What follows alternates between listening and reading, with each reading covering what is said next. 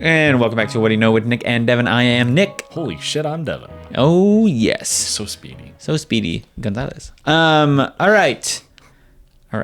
Devin, let me ask you a question. Yeah. How do you feel about police? Wow. Wowzers. Okay. Put it all out there. Holy shit. Let the people know. Well, this is a difficult topic. It quite is. For multiple reasons. One being that my parents were both cops, but also a cab. So like, Is a little bit of both. yeah. With of course my parents being the only exceptions. Naturally. Wow. I'm also a big fan of NWA's "Fuck the Police." I think that's a really good, strong message. But also, my parents were cops. My dad, for 30 plus years, I'm not sure how long my mom was a cop, but she stopped early so she could like raise us kids and whatnot. So I've been around police departments quite sometimes. I've been pulled over once or twice. Nearly I don't think I was nearly arrested that one time. Some parties got busted every now and then, of Here course. and there, yes, of course. Climb out windows. Right. I don't like the thin blue line stuff. My parents were cops. A lot of conflicting feelings. Yeah. We're there with you. Yeah. We get so it. like when there was 2020 was like a really odd year for many reasons. But specifically like the civil unrest because of George Floyd, etc. And like everyone on social media was just like every post was fuck the police, ACAB, Right. Kill cops, etc. Yeah. It was like, wow, this is a really interesting thing to see. My parents are cops. I don't agree with what happened. Like everything that you guys are saying is true and horrible and like none of this should happen. Right. We shouldn't have private militaries in a town of 2,000 people. Right. But my parents are cops. Right. Right. I mean, I think it gets to a point where there needs to be, I understand the importance for a police force, right? And there needs to be some retraining. And I think the ideology behind not all situations require the escalation of police, right? But I understand the importance thereof in the society that we have today, right? Yeah. And I mean, like, you can even just, a post that I see go around frequently is the comparison of training and education for people to become a police officer in different countries across the world. Yeah. Where some people go through several years of training and education, while in America, you might go through a couple months maybe. Right. And then you get to carry a gun and tell people what the law is, even though you don't understand the full extent of the law. Correct. Lawyers go to school for years to understand and be able to talk about and debate the law. Right. You get training for a couple months and say that you are the law. And that's just not right. Right. My parents are cops. No, I agree with you. You know like, what I mean? I'm just, it's a very interesting, it's something that I, as a white man, didn't have to think about. Sure. Until it became such a glaring problem. Sure. It became such a publicized problem because, like, it's always been a problem. But and you hear about civil rights protests way back, and like you had these issues with the police, waterboarding people essentially with fire hoses and whatnot. Yeah. And you had the Kentucky State University, the pepper spray into the students' eyes. Right. This was in like the early 2000s. And like, as a white man, you're like, for me at least, I was like, I don't have any issues with police. I can do whatever the fuck I want. Sure. My parents are cops. But then like 2020 hit and everyone was saying these things. And like, it was such I don't know, like what switch flicked where I was like, oh, Sure. This is a much broader problem. This isn't a past problem. This is a present and future problem. Yeah. Does that make sense? Totally. Am I going on a random rant? No, I think you're spot on. I think Parents were cops. cops. Right. Right. So like it's just been, I'm sorry. It's just always been so, when 2020 happened, like it was such a weird thing and it was such a conflicting view that something I had to think about and work through for myself to be like, what is my relationship to this? Right. And I think it's one of those things where it's, we talk about acknowledging, you might not be the culprit, but it's acknowledging the presence of the possibility, and it's talking about accountability for your team, your squad, things of that nature, and how you hold others accountable to that. You know what I mean? So yes, your parents might not be the people who are putting marginalized and underprivileged minorities into situations that are completely unjust and unfair, right? Yeah. And there are many police officers like that. However, are we also holding the ones that are accountable to that? And are we speaking up? Are we saying something when we see something? Right. Things of that nature, right? And it's just kind of a global call out or a national call out to that. Yeah. Right. Sure. And so I think that the way that it kind of pulls into my topic, and not to cut it short, but I want you to hold on to that thought, because when we go through this, and it's another kind of experiment, but not as crazy as, still kind of crazy, but not wildly illegal. Anyway. So I want you to hold on to it, because at the end, I want to see if we can pull what they think the results of this experiment are into kind of police situations. Okay. Sure. Cool. So, titular question. Devin, what do you know about the Stanford prison experiment? Oh, was this, I might be thinking of something different, but correct me if I'm wrong. Was it either when they just didn't have any type of security force at the prison, or was it when they were like, okay, the prisoners are going to be the security force? No, this was, what was this? I will probably find it to be familiar once as we go through it. As we go through it. I'm sure you will. Yeah. It is a very popularized and often critiqued and debated experiment that happened. But it happened in August of 1971 at Stanford University. It was a psychological experiment intended to be a 2-week simulation of a prison environment that examined the effects of situational variables on participants' reactions and behaviors. So the experiment was led by psychology professor Philip Zimbardo.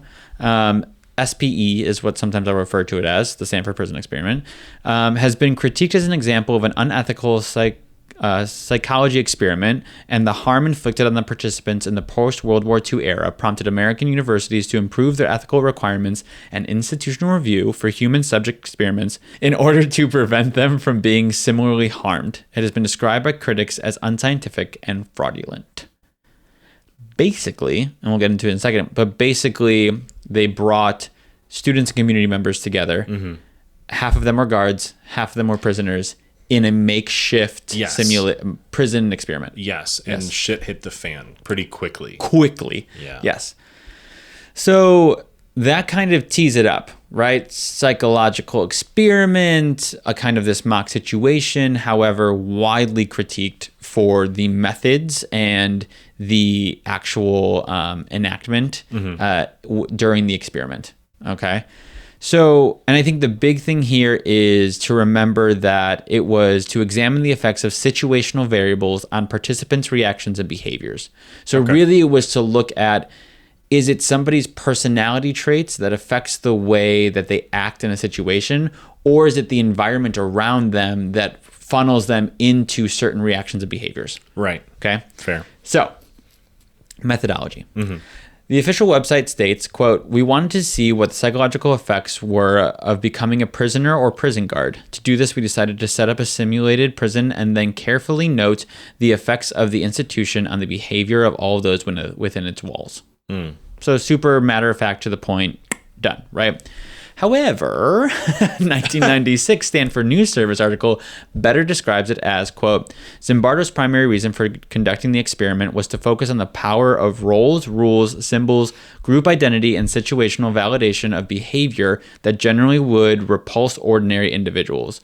Quote, I had been conducting research for some years on de-individualization, vandalism, and dehumanization that illustrated the ease with which ordinary people could be led to engage in anti-social acts by putting them in situations where they felt anonymous or they could perceive of others in ways that made them less than human as enemies or objects, end quote, Zimbardo told the Toronto Symposium in the summer of 1996, end quote. What I don't get is the purpose of, I understand the purpose that they thought they were doing, but I don't understand the purpose of actually executing it. Because like you have so many examples of this throughout history, through wars and whatnot. I mean, like the whole basis of military training, or part of the military training, is to dehumanize your enemy so you feel comfortable killing them and like getting rid of them. You know, like there's like, oh, these, you don't call them people, you call them bastards, these pigs, whatever. Like whatever you need to call them is just so they aren't another human to you, so you are okay to kill them. I think that's the thing, is that we most frequently see that in times of war or colonization and things like that. But a prison is such a different context. It's such a societal context to place it in. And so what we're looking at is, do people who either are prisoners in prison or end up as correctional officers / guards in prison, are they naturally kind of enacting these roles because of their personality traits coming into it? So it's their personality that leads them into these roles, or are they different people that when put into these situations have then started to enact these type of... what they assumed they need to be. Yeah. Correct. They either need to be, or it's just kind of pressed upon them that now they view others as other, and dehumanize them because of the situation, or because they already had that inclination coming into it. So that was kind of... I see where you're going, where it's like, why do the experiment if we know that it's humans can easily do that? Because like there's also been various genocides. Like I know like the Rwanda genocide was after this experiment, and like the apartheid and everything like that, where it's like, you know that people can easily dehumanize another group of people because of the shape of their nose, how tall they are. Like, you know, like fuck, we had a whole decade of people hating gingers because of South Park, you know, like it's really not that hard. Dr. Seuss has a story of the Sneetches, the ones with stars and the star-bellied Sneetches and the non-star-bellied Sneetches. There's a whole like quick, easy story about that, and it rhymes. Well, and I think even then it plays into, is it people being people, or is it people reacting to the environment around them to fit that mold? Is it because they have the power, or is it because... And we've never been able to study that in a controlled way. It's just been in the aftermath of a war or something like that. Terrible. Some event. All right, go ahead. Thank you. I'm just glad I got to talk about the Sneetches. Really? It was just a long con of the Sneetches? Got it. We only have to get through how many episodes before we can talk about the Sneetches? So... the funding for the experiment, the study was funded by the U.S. Office of Naval Research. The U.S. Navy and Marine Corps wanted to investigate conflict between military guards and prisoners. Okay. So as we built militaristic prisons, what would that dynamic kind of be? Right. So let's go into some background leading up to the events, into the experiment. So recruitment. So participants were recruited from the community by placing an ad in the Help Wanted section of the Palo Alto Times and the Stanford Daily. It said, quote, male college students needed for a psychological study of prison life, $15 per day for 1 to 2 weeks beginning August 14th. For further information and applications, come to room 248, Jordan Hall, Stanford U. $15 a day is about $115 per day today. That's so you're making a little over $1,500 in total for 2 weeks. Not bad. I'd respond to that maybe. I wasn't doing anything. So 75 men applied who were then screened, assessed, and interviewed. 24 were ultimately selected as participants. Okay. So participants were predominantly white, middle class, and appeared to be psychologically stable and healthy. Subjects were intentionally selected to exclude criminal backgrounds, psychological impairments, or medical problems. And then although some later argued that those that would seek out the opportunity to volunteer for a prison experiment could show signs of low empathy, minimal altruism, aggression, right-wing authoritarianism, Machiavellism, social dominance orientation, and narcissism. Were they all white, or was there some race? I think it was majority white. Okay. I would say like 90%. Yeah. Yep. So the subjects were assigned the role of guard or prisoner on a random basis. So 9 guards with 3 potential subs, and then 9 prisoners with 3 potential subs, depending on how experiment things went. Right. So that's kind of the background. I think the other thing with the predominantly white is that it's also Stanford in the 70s. And so like you have to think of like the educational system at the time as well. Absolutely. And I'm sure racial bias went into subjects were intentionally selected to exclude criminal backgrounds. Right. You know what I mean? Just throwing it out there. So the prison setup, like how they actually constructed it. So Jordan Hall was the psychology building at Stanford.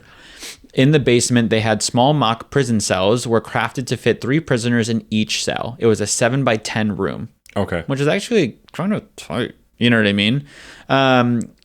It was unlit, but each prisoner had a cot, mattress, sheet, and pillow. Okay. Standard. And each cell was kind of just a grad student office. So they basically just took grad student offices and made them into cells. A small corridor was used to act as the prison yard. A closet was used as solitary confinement. And a larger room across the cells is where the guards and warden would be housed. Okay. Cool. So it's kind of like row of grad student offices, hallway, larger room to be able to watch the experiment, right? And then there's little offshoots from there. So prisoners were confined to their cells and the yard for the duration of the experiment. Guards were to stay in a separate area than the prisoners, were given special access to areas for rest and relaxation, and were told to work in teams of 3. They also only had 8-hour shifts and were not required to stay on site after their shifts. Oh, so prisoners were there 24 hours a day, either in their cell or in the hallway in the yard. Right. And that was it, right? But if I'm a guard, I just got an 8-hour shift. Home. Right. I'm out, right? So Zimbardo played the role of superintendent, and the undergraduate research assistant, David Jaffe, took the role of warden. I don't agree with that. Yeah. I think that if you're doing, and I think that's part of the critiques later as well, but I think that if you're doing the experiment, you are not involved in it. And if you're making calls that would then affect the experiment, right? Do you know what I mean? Yeah, no, how are you being objective? Yeah. You know? Yeah. So that's the prison setup and kind of the rules. Okay. So orientation. So Zimbardo, Jaffe, and other research assistants held an orientation session the day before the experiment began with the guards to lay down rules and regulations. So guards were instructed to not harm the prisoners physically. Although this was the instruction, Zimbardo wanted to mirror a prison experiment, and they were given the instruction to exert power over the prisoners as actual prison guards are told in their orientations. There's actually a transcript of the orientation that I read through a little bit, and he's like, yeah, like I look into dehumanization, and I've worked with like prison guards and like the power they exert and like this and that, and it's kind of like leading them down this path. Yeah. Like he never said like, do this, but it was very clear. I've seen it happen. Correct. And so there's actually a point we'll get to in a second, in just a couple of notes about kind of that as well. So they were also told not to withhold food or drink. They needed to maintain law and order. Each guard was given a wooden baton, a guard outfit, and mirrored sunglasses with the intention to prevent eye contact and create anonymity. So they wanted to like kind of create that distance even with eye contact, which I think is a little that doesn't even happen in a prison. No, so that was kind of an unless odd you're out ad. in the yard, like Right. But even then, I don't think they allow that. You still all know all your COs. Right. Yeah. As if I've been to prison. And so How many years have you served? Yeah, I've done my nickel. So the guards were to refer to inmates by their number rather than their name. So Zimbardo's intention here was to diminish the prisoner's individuality and have them realize there was no control. They had little effect on what happened to them, and they would ultimately stop responding and give up. But again, not conducive to an actual prison. No. People still either say just inmate or like they'll say a name. You know what I mean? Right. Like, anyway. So in 2005, and this is kind of where they talk about the debate about the guard being kind of led, the guards being kind of led. So in 2005, an article was published in the Stanford Daily reportedly by Carlo Prescott, although there's some debate on if he wrote it or not, that states Prescott was a prison consultant to Zimbardo before the experiment began. So he detailed his time in San Quentin, specifically recalling the antagonistic tactics used by guards. Prescott states that after reviewing the experiment and the subjects having no experience as prison guards, they could not have acted in the way they did unless they had been told of explicit details of the actions Prescott had described. Yeah. They're like, there's no way that they automatically just came up with some of this shit if they weren't given examples beforehand. There weren't TV shows about what it's like to be in prison. There wasn't Scared Straight, Orange is the New Black, etc. You know, right? And there's an element of I'll talk about later about like one of the participant guards that like pulled some things from like movies and stuff. But there was nothing to really kind of, unless saying like we did this or I've seen this as prison guards. Wild, right? So now we're at the events. Okay. The experiments. So Saturday, August 14th, 1971 was the setup. So a small mock prison cells were set up and the guard orientation was held that day as well. Sunday, August 15th, 1971. Day one. Day one. Thank you. Yeah. I want that for every day. So, in collaboration with the local Palo Alto police, the prisoner participants were mock arrested at their homes or designated sites. The participants were actually not told previously that they would be arrested, and Zimbardo wanted the arrest to come as a surprise, even though it was a breach of ethics in Zimbardo's own contract that the participants had signed. So they didn't know they were being arrested, and so it just kind of came out of nowhere, and then they were assumed it was like this whole thing. They were expecting to go to prison right, but not like that. Yeah. So the participants were charged with armed robbery and burglary and went through full booking procedures at Palo Alto City Police Headquarters, reading Miranda rights, fingerprinting, and mugshot, the whole thing. Wow. Okay. I know. Palo Alto really went in for it. Yeah.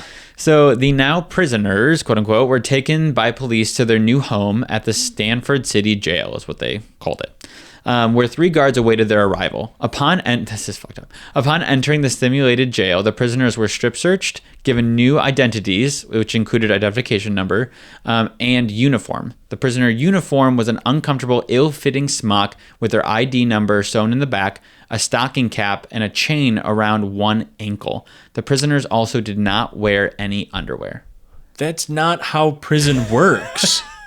Are you kidding? Like, why would you strip search your psychological test subject? That's fucked up. I mean, you do get strip searched. Yes, that's like the one part of prison that got right so far. But like, you're given underwear, like an ill-fitted smock, a stocking cap for over your head. Like, what are you talking about? Like a dock worker? What's happening? What do you mean? No, not even that. Like, think of like a nylon cap, like almost like a wig cap, like that sort of thing. Yeah. Oh, I know. Very odd. Very, very odd. Okay.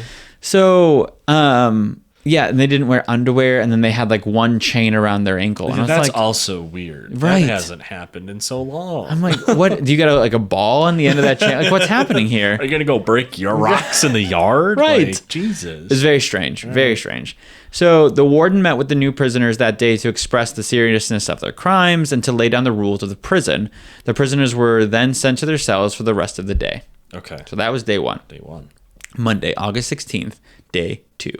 Day 2. Thank you. At 2:30 a.m., the guards started a wake-up call with whistles and clanging of batons against walls. The prisoners rebelled by refusing to leave their cells to eat in the yard. They ripped off their inmate number tags, took off their stocking caps, and insulted the guards. In response, the guards sprayed fire extinguishers at the prisoners as a means of reasserting control. The 3 backup guards were called in to support in regaining control of the prison. They then removed all of the prisoners' clothes, removed mattresses, and sentenced the main instigators to time in the hole, quote unquote. Mm-hmm. The guards also kept referring to them as, quote, dangerous prisoners amongst each other.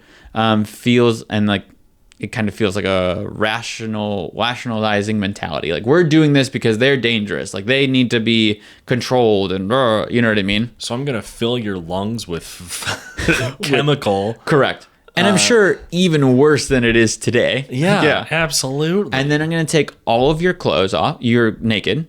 I'm going to take your mattress. I'm going to take your food away. Things that they were told not to do in the orientation, right? And again, warden, superintendent, no one's stepping in to stop it, which again wouldn't really happen in a regular prison. Right. So that's all day 2. Tuesday, August 17th, day 3. Day 3. Thank you. Yeah. To try to quell further disobedience by the prisoners, the guards separated and rewarded the prisoners that had minor roles in the rebellion. So these prisoners spent time in the, quote, good cell, where they received clothing, beds, and food, all things denied by the rest of the jail population. This only lasted 12 hours, and then they were returned to their original cell without beds and clothing. Okay. I was like, why is everyone nude? Like, it just weird. It's really perverted. Right. So guards also began to abuse their power to humiliate the prisoners by having them count off and do random push-ups, restricted bathroom access, and even forcing them to relieve themselves in buckets in their cells. This is day 3. Right. Yeah. Chaos is really taken over. Super quick. Right. Super quick. Because, like, I know, like, the stereotype for prisons is, like, the toilet in your cell never works. Right. But so, like, having a bucket in the room, I guess, is, like, on theme. But, like, if it wasn't part of the original experiment, why are you adding to it? Correct. Well, and the other thing is, it doesn't make sense for it to all happen this quickly. No. Unless there was some notion that led them there. Right. You know what I mean? Yeah, definitely. Like, this is where you should be going. Correct. Yeah. So, same day, day 3, prisoner 8612, Douglas Corpy, was the first prisoner to leave the experiment after only 36 hours, after an apparent mental breakdown. He began to yell, quote, Jesus Christ, I'm burning up. I can't stand another night. I can't take it anymore. Research assistant Greg Haney, after seeing him suffering, released Corpy. I mean, yeah, like, I don't blame the guy. Right. So in 1992, Corpy expresses that the experiment deeply affected him and even later led to him becoming a prison psychologist. Oh. However, in a 2017 interview, Corpy stated that the breakdown had been fake. He had only done it so that he could leave and return to studying for his graduate record exam. He had hoped that he could study for it during the experiment, but the, quote, prison staff would not allow it. He also expressed that in the interview, he should have filed a false imprisonment charge at the time. Which, yes and no, like, you signed a contract, you knew you were getting into. Right. But also, interesting that, like, you said in 1992, so 20 years later, you're like, this had a huge effect on me. This, like, I became a prison psychologist, all of this. And then another 15 years later, you're like, nah, just kidding. It was all fake. That doesn't quite track. That's weird. Yeah. I buy the 1992 one, not 2017 one. Yeah. You know? Okay, that was day 3. Day 4. Day 4. When noticing that the guards divided the prisoners based on good or rebellious behavior, the inmates started to distance themselves from one another. Naturally. The rebellious inmates thought that the other prisoners were snitches and vice versa. The other prisoners saw the rebellious inmates as a threat to the status quo, as they were only hoping for their cots and clothes. Prisoner 819, the prisoner showed signs of distress and began crying in his cell. The, quote, prison staff brought in a priest to speak with him. Crazy. Weird. Exactly. But the inmate refused to talk to him and instead asked for a medical doctor. Zimbardo reassured the inmate of his actual identity and removed him from the prison. During the removal, the guards persuaded the hyped persuaded and hyped up the inmates to loudly cry out repeatedly that, quote, 819 did a bad thing. What? Why? Why does that matter? That's so weird. To further the psychological torment that this person was experiencing, you are now having his fellow inmates like continue to berate him. Like, why would you agree to berate him? Be like, that's Correct. fucking stupid. No, go fuck yourself. Exactly. Give me my clothes back. Exactly. So that was day 4. I promise we're almost done. Yeah, you're fine. I'm just waiting to say day 5 for you. Thursday, August 19th, day 5. Day 5. Visitation day. Ah. So sexual visitations or no? No, we didn't reach that conquest. Oh, okay, fine. So only 2 visitors could see any one prisoner, and only for 10 minutes while the guards were present and watching. Okay. Zimbardo and the guards made the visitors wait for long periods of time before they could see their loved ones, weirdly. Yeah. Upon visiting, many parents were concerned about their son's well-being, especially if they had enough to eat. Some parents even left with plans to contact lawyers. Yeah. Fair. Yeah. At the same time, there were some colleague visits of Zimbardo's. So Gordon H. Bauer, a fellow psychologist, arrived to check in on the experiment and to question Zimbardo on what the independent variable of the research was. He was like, "What? This is all chaos. Like, what's the independent variable here? Right. You have you know what I mean? What are we learning? Correct. Is very interesting." And after Gordon, Christina Maslach, a social psychologist, visited the prison that night and was largely distressed after seeing guards abuse the prisoners, in one instance forcing them to wear bags over their heads. Wow. She challenged Zimbardo and his lack of caring oversight, the immorality of the study, and she felt that Zimbardo had been changed by his role of superintendent. Yeah, I feel like part of this is just like some weird, sick fantasy of Zimbardo's. Right. He's just getting off on this, you know? Yes, like, I get that too.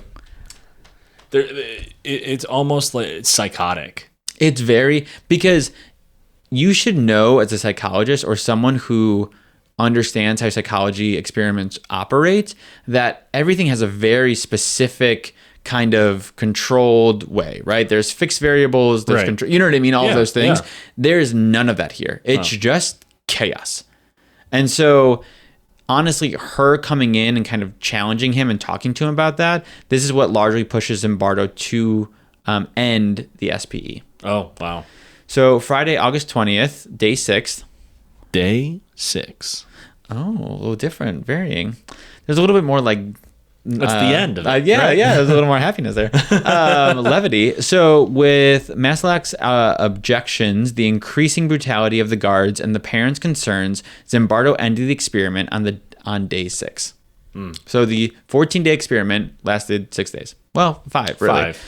Zimbardo brought all guards, prisoners, and research staff together to let them know the experiment was over and to arrange their payment for the 6 days of activity.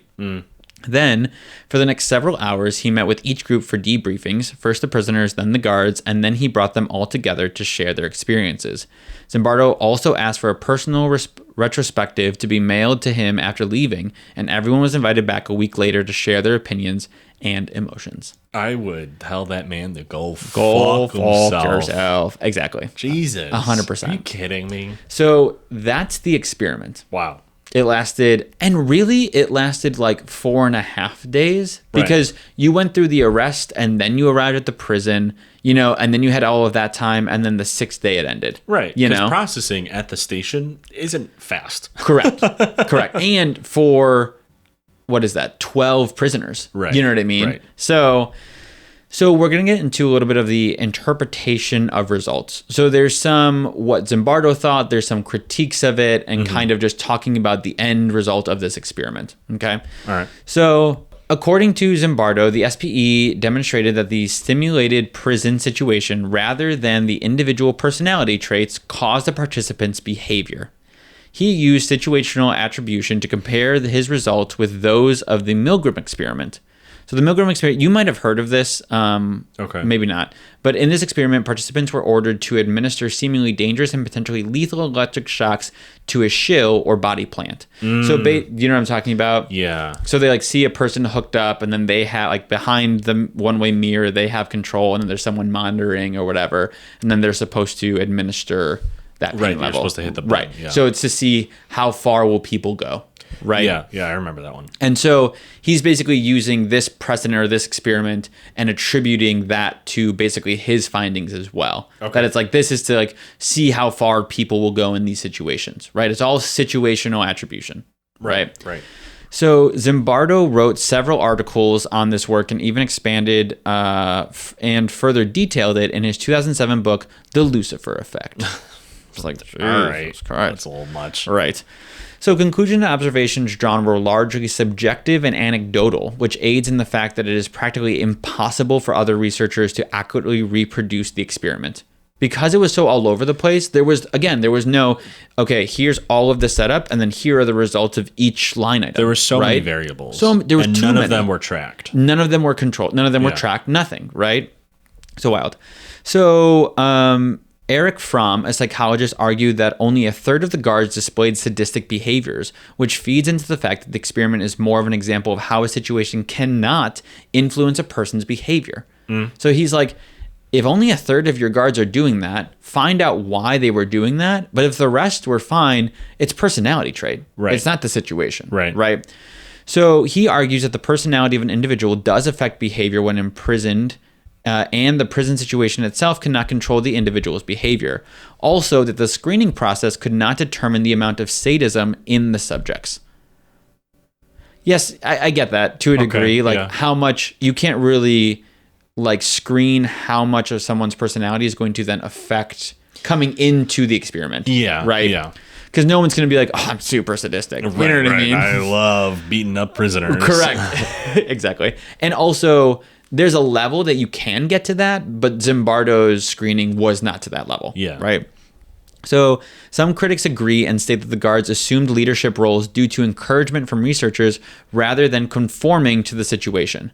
So they were like, well, they said, I'm just going to act like kind of what they alluded to versus I'm going to act because of the situation that I'm in. Right. What we talked about with them presenting all these facts from San Quentin or whatever. Correct. Said. Yeah. Exactly. So in 2012, psychologist Peter Gray argued for demand characteristics. Basically, the participants in psychological experiments are more likely to do what they believe the researchers want them to do, and specifically in the case of SPE, quote, to act out their stereotyped views of what prisoners and guards do, end quote.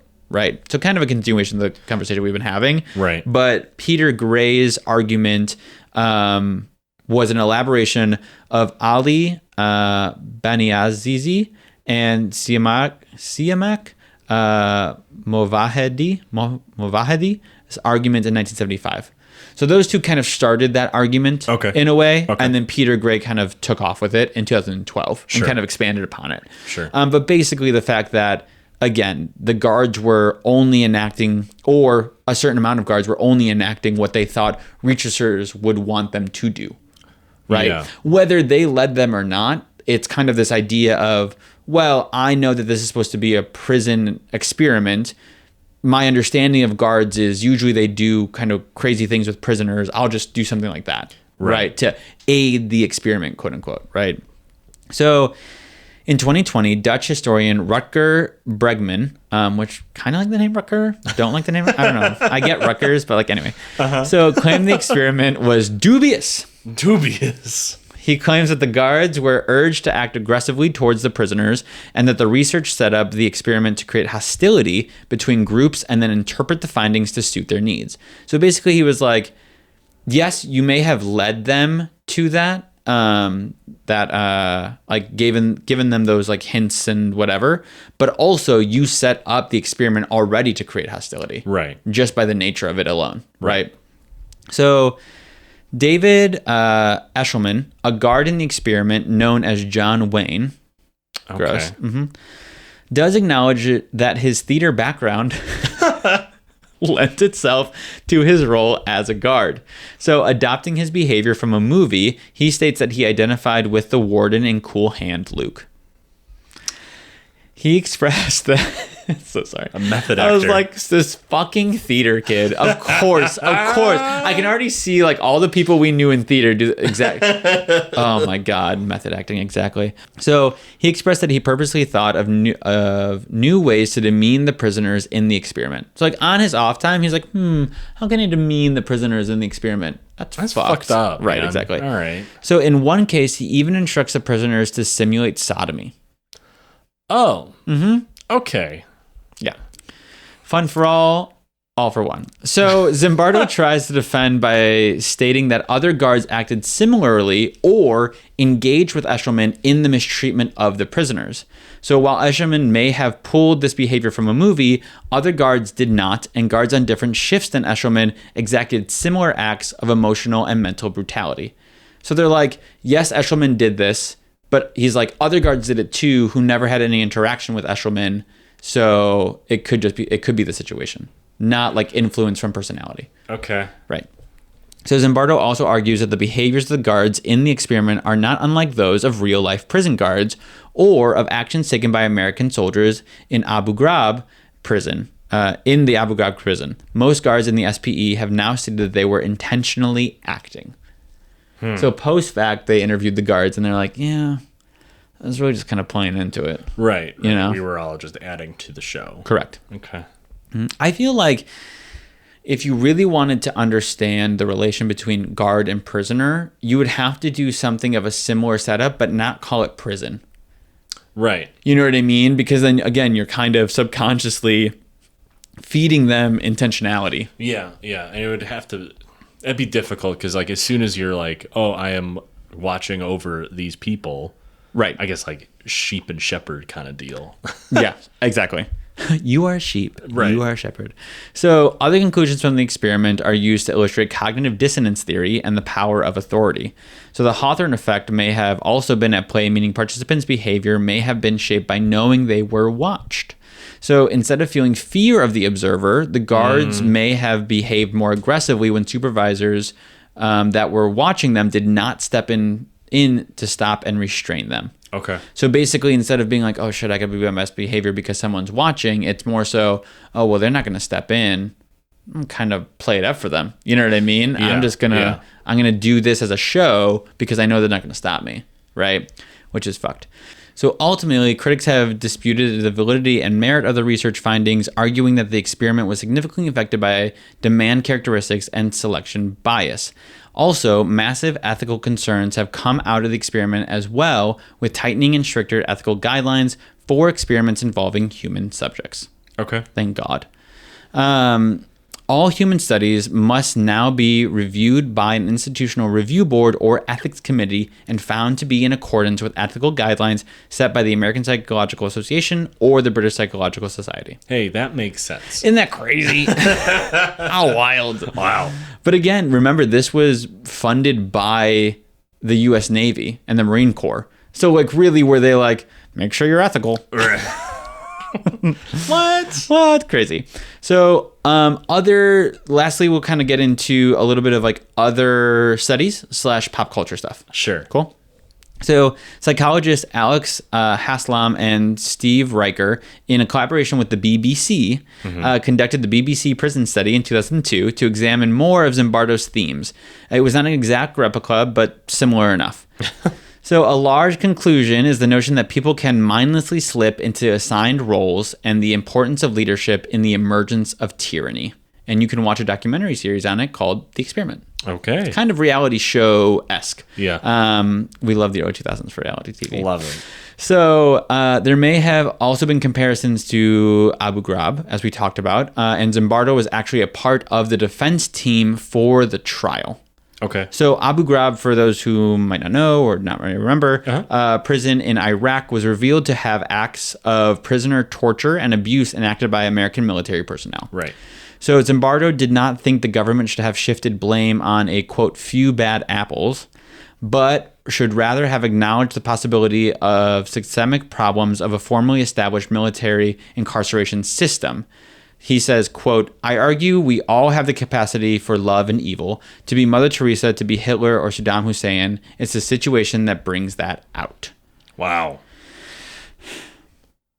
it's there's parts of it where he's like, I do not think the government should have shifted blame on a few bad apples and acknowledged the possibility of systemic problems. Agreed. Mm-hmm. I think that systemic issues can definitely stem into things that happen within a system, right? Within the prison, yada, yada, yada, all those things. Yeah. Right? But what I don't agree with is the fact of like Mother Teresa to Hitler, it's the situation that brings that out.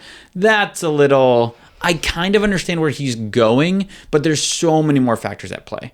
Right. It's kind of a nature versus nurture situation, but on a very offshoot. You know what I mean? Yeah. It's like boiling Hitler's story down to he didn't go to art school, so he killed a 11 million Jews. Right, exactly. And it's like, you're missing some steps along the way. There's a lot of other factors. Right. Like, it wasn't just that someone didn't like his little drawing. Like, right. Come on. Correct. So it's kind of wild because it's one of those things where it's like, you're just missing the point. Like, your basis is sure, but like, you're missing it, right?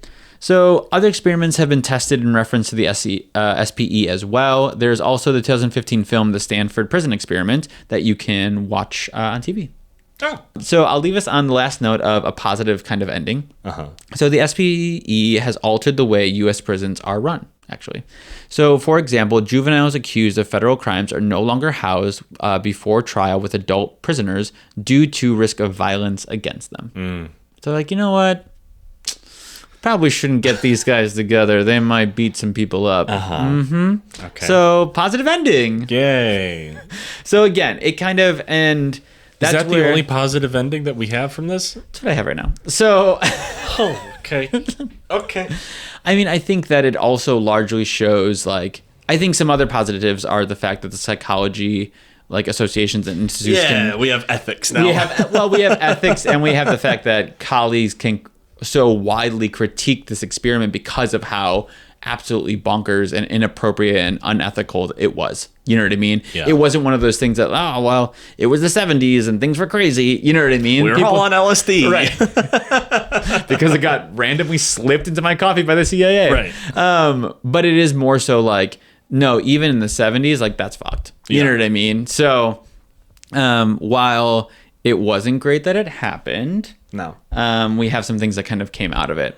But that's the thing, is that I think we're seeing some of that argument within police forces or even still prisons today and stuff like that, where is it a personality trait or is it a situational environment? Yeah. You know what I mean? For these instances of injustice and trauma and murder and all of these things, what are we seeing here? And yes, do we have systemic racism? Do we have systemic problems? 1,000%. Yeah. And we need to be able to correct those and kind of reinvent the system to it a bit. Right. But in order to kind of support some of that, we also have to understand the psychology of it and the people coming into it. And like, are we doing more advanced psychology tests of applicants? Are we doing the longer training programs? Are we, you know what I mean? Or are we just taking anybody who wants to sign up for Correct. this? Do you have a college degree? Great. Right. Are they interested in being a part of the problem? They Correct. like the problem, so they want to continue the problem. That's why they're signing up. Well, and even those who go in being like, I want to fix the problem, Right. You know what I mean, end up sometimes being a part of it because you are constantly barraged with this kind of anti-fixing rhetoric. And then you're just like, well, if I'm just constantly dejected. Yeah, they're what I mean? Rejected for promotions or Right. put on shit shifts or whatever, you know? Well, and then you get to a point where you go, well, I don't want to leave the force because I can still maybe do some good while I'm here. But at the same time, I can't promote as much as I had been wanting to because of the system at play. Yeah. You know? But that is the Stanford Prison Experiment. Wow, my parents are cops. Gail, you're great. I know you listen. You're awesome. Jeff, you got this? Big guy? Big guy. Wow. All right. Well, okay, that's fucked. Yeah. Once you said like the prisoner experiment one, I was like, oh, this is the one. Comes back. Yeah. So again, I think there's a lot to learn from it, even as fucked up as it was. So I think all of you kind of take this into your lives, see what you kind of can figure out of your own, as well as, we continue as a society kind of push through this together to some degree. So thank you for sticking around. It was another fun that's a word for it, episode. So but it was definitely interesting. Definitely. So but thank you. You can follow us at WDYK_podcast, follow, do all the things. Thank you to our subscribers and followers. That's all I got, baby. Okay, thanks. Bye. Bye.